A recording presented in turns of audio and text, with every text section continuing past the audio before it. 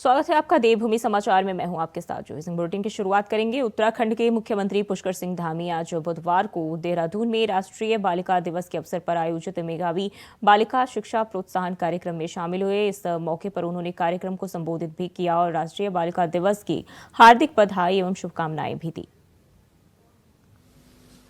इसलिए हमारी पहली प्राथमिकता हमारी बेटियों के उत्थान की है, बेटियों के सशक्तिकरण की है। बेटियों को हर क्षेत्र में उनकी अच्छी शिक्षा मिले, उनको आगे बढ़ने के अवसर मिले, और इसको ध्येय मानकर हम लगातार काम कर रहे हैं, लगातार प्रयास कर रहे हैं।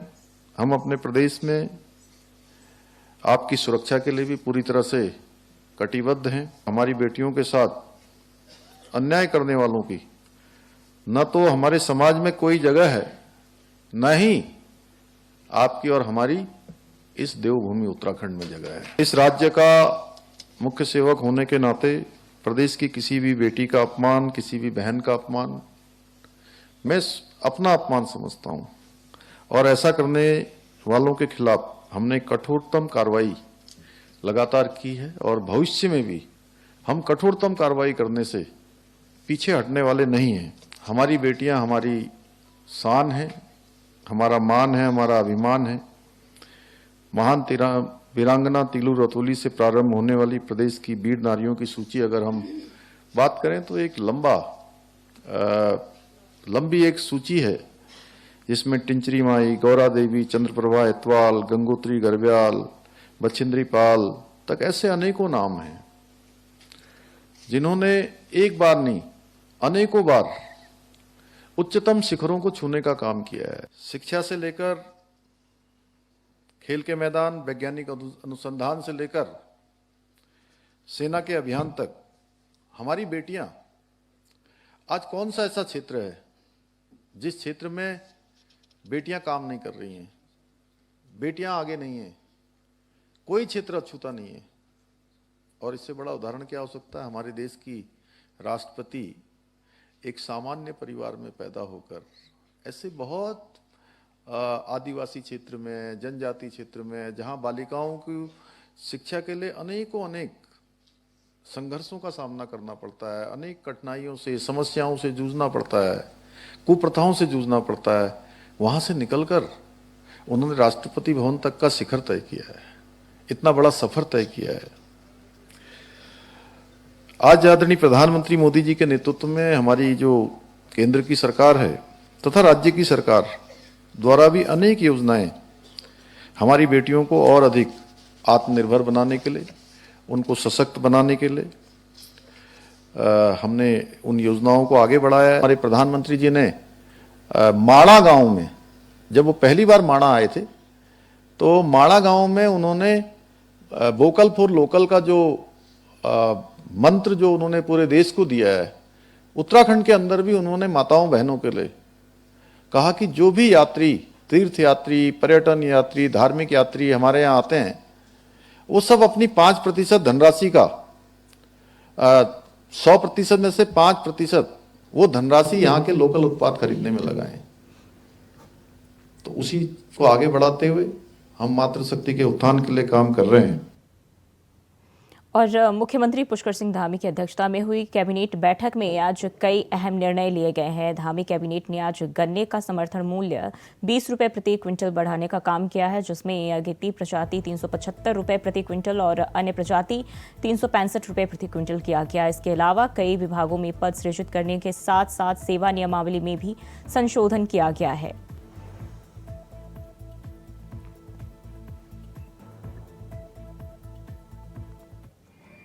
उत्तराखंड की धामी सरकार की आज कैबिनेट बैठक हुई, जिसमें कई महत्वपूर्ण निर्णय यहाँ पर लिए गए। धामी सरकार ने प्रदेश में गन्ना किसानों को राहत देते हुए गन्ने का जो समर्थन मूल्य है उसको 20 रुपये बढ़ाने का काम यहाँ पर किया है। अब ये कह सकते हैं कि इस समर्थन मूल्य में 375 जो अगेती प्रजाति की होती है वो प्रति क्विंटल यहाँ पर मिलेगा। जो अन्य प्रजातियाँ हैं 365 रुपये यहाँ पर दिया जाएगा। और ये सीधे तौर पर कहा जा सकता है कि जो पड़ोसी राज्य उत्तर प्रदेश, उससे ज़्यादा गन्ना मूल्य यहाँ पर घोषित किया गया है। उत्तराखंड के किसानों को लाभ मिल सके, इसके लिए धामी सरकार लगातार निर्णय ले रही है। इसके अलावा आज की कैबिनेट में कई ऐसे अहम निर्णय यहाँ पर लिए गए जो कर्मचारियों के हित के थे, जिसमें कह सकते हैं कि पदोन्नति के रास्ते सेवा नियमावली में संशोधन या फिर जो नए पद सृजित होने थे उसको लेकर भी अहम निर्णय यहाँ पर लिए गए हैं। धामी सरकार लगातार कर्मचारियों के हित में काम कर रही है। कोशिश यही है धामी सरकार की कि राज्य में संतुलित विकास हो सके, उसके लिए जो जरूरी है, जिन कर्मचारियों के कंधों पर, अधिकारियों के कंधों पर विकास की जिम्मेदारी है, उनके बीच में भी न्याय होता रहे। और उसके लिए जरूरी है कि जो सेवा नियमावली है उनमें लगातार संशोधन होते रहे, ताकि समय समय पर परिवर्तन के आधार पर विकास के कामों को आगे बढ़ाया जा सके और उसका लाभ कर्मचारियों को मिल सके, राज्य की जनता को भी मिल सके। कैमरामैन हसीना के साथ अभय कैंतुरा, इंडिया वाइज, देहरादून।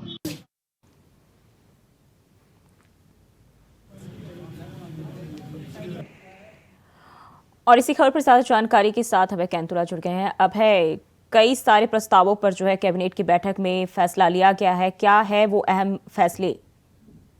आज सचिवालय में मुख्यमंत्री पुष्कर सिंह धामी की अध्यक्षता में कैबिनेट बैठक हुई, जिस कैबिनेट बैठक में लगभग 2 दर्जन बिंदुओं पर कैबिनेट की तरफ से मंथन किया गया। अहम निर्णय उन प्रस्तावों पर यहाँ पर लिए गए। सबसे बड़ा प्रस्ताव ये कह सकते हैं कि किसानों के हित के यहाँ पर रहा।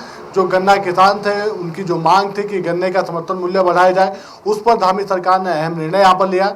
20 रुपए प्रति क्विंटल गन्ने का समर्थन मूल्य बढ़ाने का निर्णय सरकार की तरफ से किया गया। प्रदेश में जो अगेती प्रजाति के जो गन्ना होगा वो 375 प्रति क्विंटल यहाँ पर बिकने का काम होगा। इसके अलावा जो अन्य प्रजातियाँ हैं उनको 365 का यहाँ पर लाभ, यहाँ पर मूल्य यहाँ पर देने का काम किया जाएगा। कोशिश यही है कि राज्य में कि जो गन्ना किसान हैं उनकी जो आर्थिकी है और मजबूत हो सके, जो उनके उत्पाद है उन उत्पादकों का बाजार में सही मूल्य वहाँ पर उनको मिल सके, उसके लिए लगातार निर्णय यहाँ पर लिए जा रहे हैं। इसके अलावा लगभग 10 ऐसे विभाग थे जिनके सेवा नियमावली में यहाँ पर संशोधन किया गया।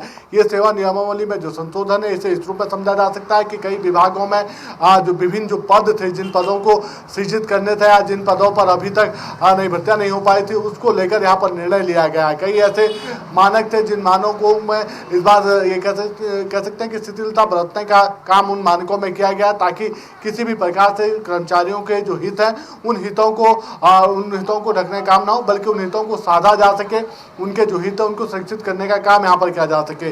इसके अलावा जो दूसरी जो बड़ी मांग थी कि जैसे बार एसोसिएशन की जो मांग थी कि उन्हें जो पुरानी जेल वाली जमीन है वहाँ पर उस जमीन को देने का काम किया जाए, ताकि बार एसोसिएशन को विस्तृत रूप वहाँ पर दिया जा सके। जो नए भवन वहाँ पर बनने हैं न्यायिक के, वो वहाँ पर बनाए जा सके, तो उसको लेकर भी आज सरकार ने अंतिम निर्णय लिया।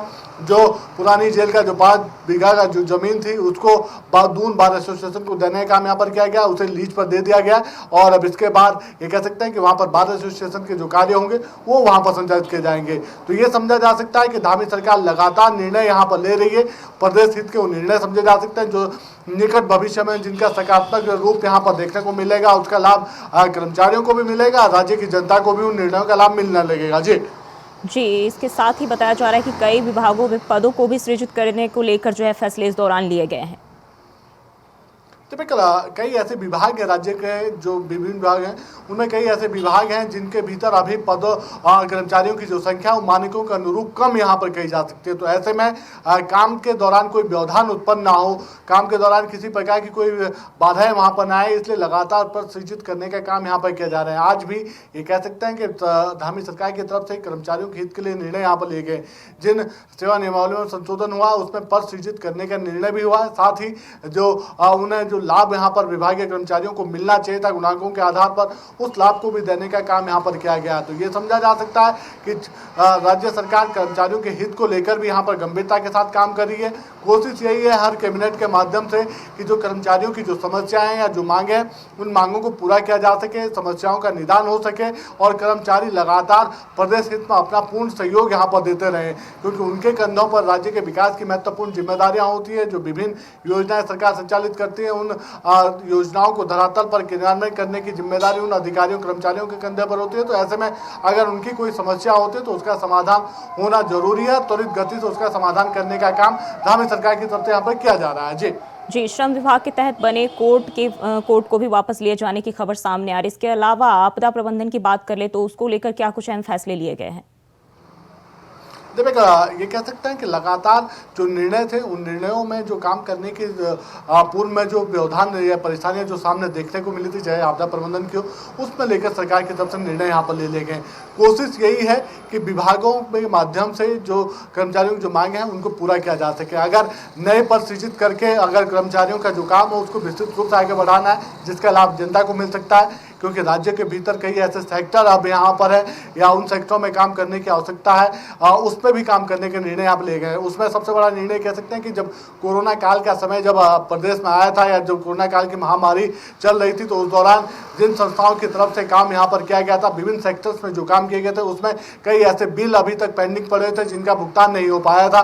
तो उसको लेकर भी सरकार की तरफ से निर्णय लिया गया, जो आपदा मद की जो निधि होती है उस निधि से उन बिलों का भुगतान होगा। अगर किसी बिल के दौरान या कि किसी कार्य की अगर जांच यहाँ पर चल रही है, बिल की अगर जांच यहाँ पर चल रही है तो उसका भुगतान रोक दिया जाएगा, लेकिन बाकी जो बिल पेंडिंग बचे हुए हैं उन बिलों का भुगतान यहाँ पर करने के निर्णय यहाँ पर दे दिए गए। तो सीधे तौर पर समझा जा सकता है कि जो कर्मचारियों की जो मांग है उस पर काम हो रहा है। विभागों में कामों का सटीकरण कैसे किया जा सकता है ताकि आसानी से जो योजनाएं या दूसरे जो काम है वो धरातल पर उतर सके, उसको लेकर भी सरकार संजीदगी के साथ काम कर रही है। जी अभय, बहुत बहुत शुक्रिया आपका तमाम जानकारी के लिए। और देहरादून से बड़ी खबर सामने आ रही है। कांग्रेस राष्ट्रीय अध्यक्ष का उत्तराखंड दौरा। मल्लिकार्जुन खड़गे 28 जनवरी को आएंगे देहरादून। बन्नी स्कूल मैदान में कार्यकर्ता सम्मेलन को करेंगे संबोधित। सम्मेलन में 11,700 से अधिक बूथों से आएंगे कार्यकर्ता। करण माहरा, यशपाल आर्य कार्यक्रम को लेकर हरिद्वार दौरे पर। कार्यकर्ताओं में राष्ट्रीय अध्यक्ष के दौरे को लेकर उत्साह देखने को मिल रहा है। तो मल्लिकार्जुन खड़गे 28 को जो है देहरादून आएंगे और देहरादून से बड़ी खबर आपके साथ साझा कर रहे हैं। करण माहरा, यशपाल आर्य कार्यक्रम को लेकर पूरी तरह निगरानी बनाए हुए हैं और सम्मेलन में 11,700 से अधिक बूथों से कार्यकर्ता आएंगे।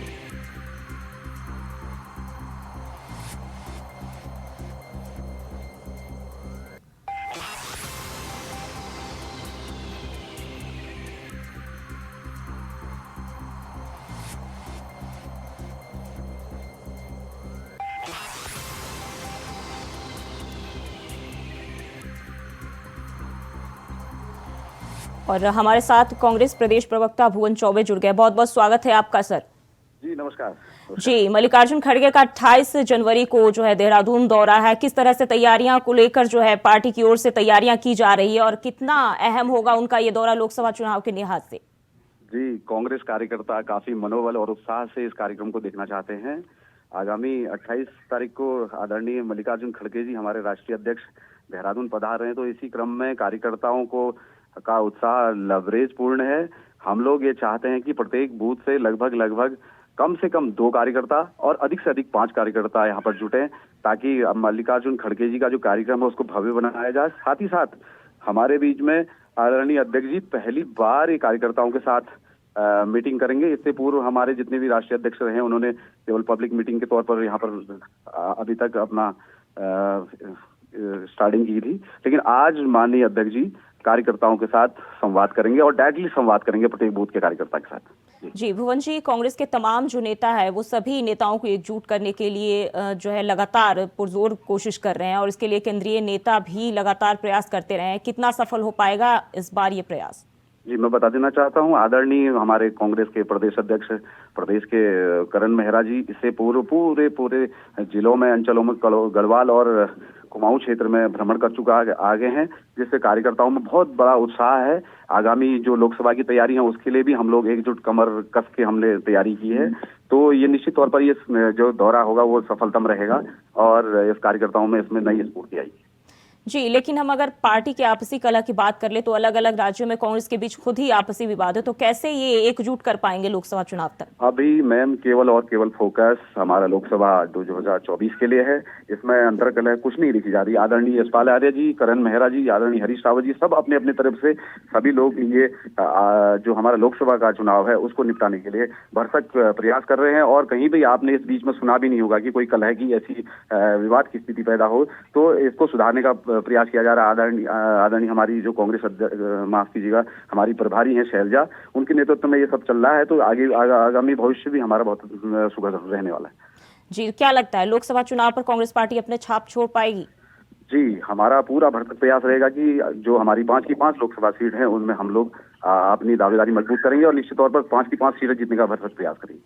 जी, चुनाव बेहद नजदीक है और ऐसे में जहां पार्टी के बीच एकता होनी चाहिए, वहीं गठबंधन की हम बात कर ले तो गठबंधन में भी अब वो चीज देखने को नहीं मिला। बिल्कुल उल्टा हो रहा है जो कुछ इंडिया गठबंधन में सोचा गया था, क्योंकि अब एक एक करके जो है सभी दल अपना पल्ला झाड़ते हुए दिखाई दे रहे हैं। जी, ऐसा कुछ नहीं है। देखिए, पार्टी का अपना बहुत पुराना इतिहास है। पार्टी अपने दम पर भी लड़ना चाहती थी, लेकिन सबको एकजुट करके उन्होंने एक इंडिया गठबंधन करके नारा दिया है, तो निश्चित तौर पर ये सफल होगा। अभी तो शुरुआती रुझान है, लेकिन ठीक ठाक होगी ये सभी स्थिति।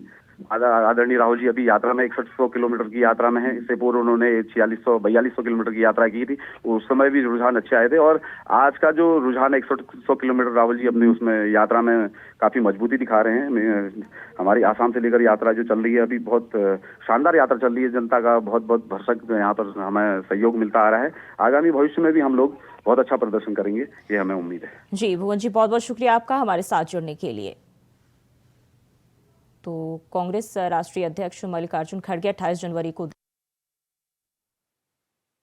जो मल्लिकार्जुन खड़गे की पृष्ठभूमि, मैंने इसीलिए कहा वो अपराजित रहे, आज तक कोई उनसे जीता नहीं।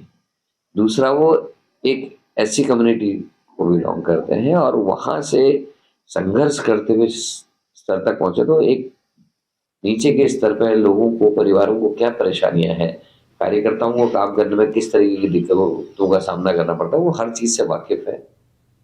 और खबर देहरादून से है, जहां कांग्रेस ने प्रदेश इलेक्शन कमेटी का गठन किया। बता दें कि प्रदेश अध्यक्ष करण मारा प्रदेश इलेक्शन कमेटी के चेयरमैन बने। वहीं पार्टी के सभी वरिष्ठ नेताओं को सूची में जगह मिली है, साथ ही मोर्चों के अध्यक्षों को भी शामिल इसमें किया गया है।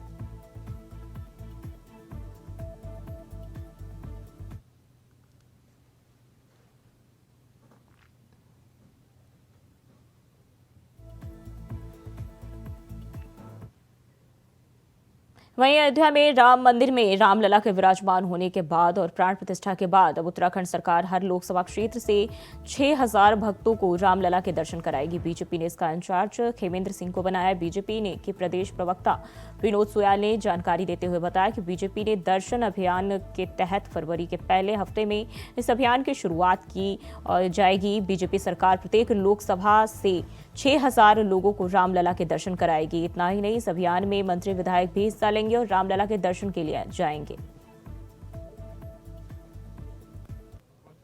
उत्तराखंड देवभूमि है और अयोध्या में भगवान श्री राम जी की प्राण प्रतिष्ठा के बाद उत्तराखंड का जनमानस और हमारे कार्यकर्ता, हमारे पदाधिकारी, हमारे माननीय मंत्रीगण, हमारे सभी विचारधारा से जुड़े लोग चाहते हैं कि हम भगवान श्री राम के दर्शन करें। इसलिए पार्टी ने निर्णय लिया है कि एक योजनाबद्ध तरीके से फरवरी के प्रथम सप्ताह से हम विधानसभा सह अयोध्या लोग जाएं, ताकि वहां पर उनके आने जाने के आवागमन की सारी सुविधाएं बनी रहे और भगवान राम जी के दर्शन कर पाए। इसलिए इसमें तो कार्यक्रम क्या है, इसमें तो सभी जो चाहते हैं भगवान जी के दर्शन करने के लिए, उन किसी के लिए मना तो है नहीं। मैं तो जो हमारे प्रतिपक्ष के नेता हैं, कार्यकर्ता हैं, उनका भी आह्वान करना चाहता हूं कि इस महत्वपूर्ण घड़ी में उन्हें भी एक बार अयोध्या जाना चाहिए और भगवान जी के दर्शन करने चाहिए। यदि उन्हें पुण्य ही प्राप्त होगा, इसलिए ये तो सबके लिए खुला है, भगवान जी का दरबार है। और 25 जनवरी को मतदाता दिवस प्रदेश में बड़े धूमधाम से मनाया जाएगा। मतदाता दिवस को लेकर जागरूकता अभियान भी चलाया जा रहा है। मतदाता दिवस को लेकर मुख्य विकास अधिकारी झरना कमठान ने जानकारी देते हुए बताया कि देहरादून में सभी जनपदों के स्टॉल लगाए जाएंगे, जिसके जरिए 50 विभाग के विभिन्न योजनाओं का प्रचार प्रसार किया जाएगा। साथ ही उन्होंने बताया कि सांस्कृतिक कार्यक्रम के जरिए लोगों को जागरूक किया जाएगा। इसके अलावा शिक्षा विभाग और बाल विकास भी जागरूकता अभियान में शामिल किए गए हैं। 25 जनवरी को राष्ट्रीय मतदाता दिवस का कार्यक्रम है। ये गांधी पार्क में आयोजित किया जा रहा है इस बार, और इसके लिए सभी तैयारियां जो है जोर शोर से चल रही हैं। इसमें सभी जनपदों से स्टॉल्स लगाए जाएंगे। ये इसमें स्वीप कार्यक्रम जो है उसके तहत जो है अच्छा प्रचार प्रसार भी किया जा रहा है। हमारे जो आने वाले इलेक्शन है, ये प्रयास किया जा रहा है कि अधिक से अधिक मतदाता जो है अपने मतदान के अधिकार का प्रयोग करें। और वहाँ पे सांस्कृतिक कार्यक्रम भी कराए जा रहे हैं। स्कूल के बच्चों के द्वारा भी पार्टिसिपेशन किया जाएगा। इसमें जो समस्त संबंधित विभाग है, जैसे हमारा शिक्षा विभाग है, बाल विकास विभाग है और अन्य विभाग है, उनको अपने अपने स्तर से तैयारियां करने के लिए निर्देशित कर दिया। वहीं पूरे देश के साथ साथ उत्तराखंड में भी गणतंत्र दिवस बड़े ही धूमधाम के साथ मनाया जाता है, जिसकी तैयारियां कई दिनों पहले से शुरू कर दी जाती है। वहीं हर साल की तरह इस बार भी राजधानी देहरादून में गणतंत्र दिवस की तैयारियां जोरों पर है। तभी देहरादून की जिलाधिकारी सोनिया ने बताया कि हर साल की तरह इस बार भी गणतंत्र दिवस मनाया जाएगा, जिसकी तैयारियां अभी से ही शुरू कर दी गई है और बताया कि इसके साथ ही नोडल अधिकारी भी नियुक्त कर दिए गए हैं। जल्द ही सभी तैयारियां पूरी कर ली जाएगी और सुरक्षा की दृष्टि से एसपी के निर्देशन में सभी तैयारियां की जाएगी। साथ ही बताया कि इस बार गणतंत्र दिवस परेड ग्राउंड में मनाया जाएगा, जहां पर तैयारी पूरी कर ली गई है। जो बची हुई है उनको भी जल्द ही पूरा कर लिया जाएगा। 26 जनवरी का जैसे हम लोग हर साल ही हमारे जो डिपार्टमेंट्स हैं पीडब्ल्यूडी और हमारे जो लाइन डिपार्टमेंट्स हैं नगर निगम हो गए, एमडीडीए हो गए, सभी को हमने इंस्ट्रक्शंस दे दिए हैं और हर साल की तरह हम इस साल भी काफ़ी भव्य आयोजन करेंगे। वहीं देहरादून के रायपुर में बनने वाले विधानसभा और सचिवालय के लिए केंद्र सरकार ने 60 हेक्टेयर की भूमि की सैद्धांतिक मंजूरी रद्द कर दी है। इसके लिए केंद्र ने मंजूरी के नियमों का सही ढंग से पालन न करने का आरोप लगाया। इस मामले में प्रदेश के कैबिनेट मंत्री प्रेमचंद अग्रवाल ने कहा कि अब नए सिरे से मंजूरी के लिए आवेदन किया जाएगा। साथ ही उन्होंने कहा कि जमीन की सैद्धांतिक मंजूरी मिल चुकी है, धन के लिए आवंटन की प्रक्रिया भी शुरू हो गई और अगर कहीं पर कोई कमी रही है जिसकी वजह से एनओसी को रद्द किया गया है तो उस पर भी विचार किया जा रहा है।